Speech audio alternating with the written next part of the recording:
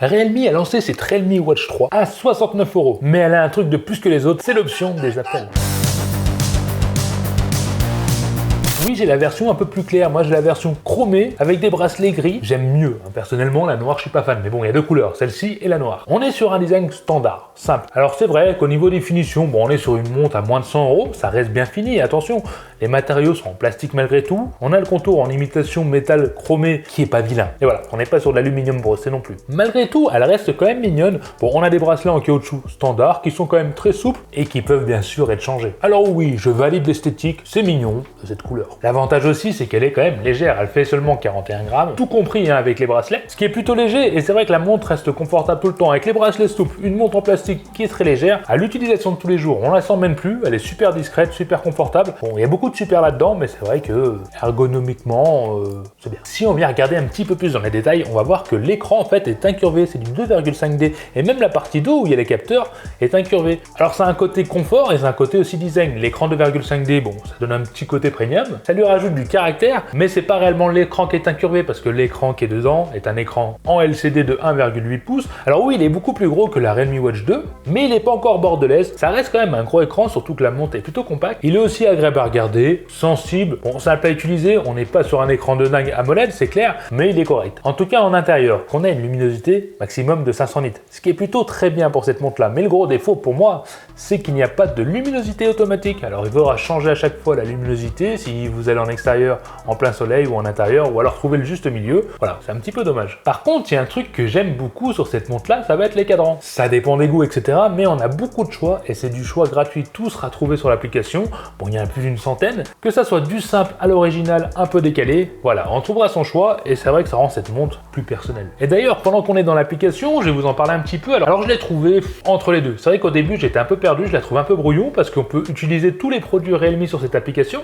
Ça peut être bien et chiant à la fois parce que quand on a un seul produit, retrouver sa montre là-dedans avec tout ce qui est affiché. Bon, au départ, j'ai trouvé ça un peu brouillon. C'est vrai qu'une fois qu'on l'a en main, ça devient plus facile. On retrouve rapidement le mode santé où il y aura tous les prélèvements en fait que la montre aura fait, ça soit le sommeil qui est d'ailleurs détaillé. On a même une note sur le sommeil avec des étoiles, un pourcentage par rapport à d'autres personnes si on dort bien, etc. C'est plutôt bien. Pareil pour la fréquence cardiaque, tout sera indiqué jour après jour. C'est une fréquence cardiaque prise en continu. Il y a aussi le SPO2 et le stress affiché. Bon, moi quand je l'ai utilisé, j'ai dû aller sur SPO2 et sur le stress pour prendre mon stress et mon oxygène dans le sang. Mais revenons quand même à la montre qui est simple à la navigation. J'en ai pas parlé, mais pour la gestuelle, c'est très simple. On slide sur les côtés pour les raccourcis, le menu, etc. Mais il y a quelques petits défauts encore à énoncer. J'ai pas trouvé de raccourci pour le mode sport. Oui, certaines montres, il faut rester appuyé sur le bouton power, ça lance le mode sport, etc. Là, j'ai pas trouvé de réglage par rapport à ça. Pour le tracé, ça utilisera le GPS du smartphone, parce qu'il n'y a pas de GPS intégré dans la montre. Parce qu'on a quand même pas mal de modes sport, on en a plus de 110. Alors quand je dis plus de 110, c'est plus de 110 configurables sur l'application. On en a 15 sur la montre, et c'est à vous de choisir sur l'application lequel mode sport vous voulez mettre sur la montre. Il faut savoir les 15 sports qu'on va faire les prochaines années. Mais voilà, sinon le mode sport est très bien, on a la fréquence cardiaque en temps réel, l'allure en temps réel, sachant que c'est une montre étanche,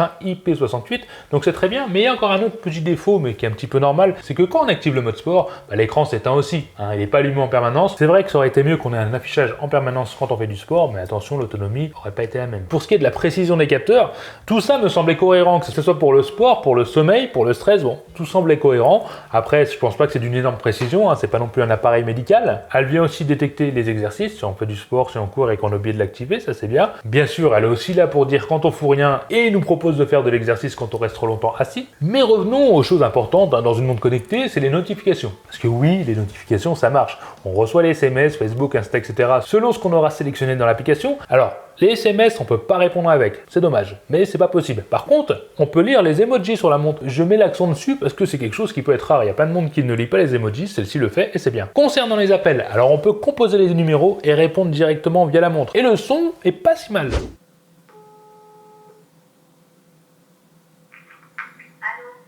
Ouais, tu m'entends? Non, franchement, je t'entends bien, c'est plutôt clair. Ah ouais, carrément. Ouais, j'entends même plus Et que ça. si je fais du bruit à côté, tu m'entends toujours? J'entends pas le bruit à côté. Alors ouais. Là, t'entends pas.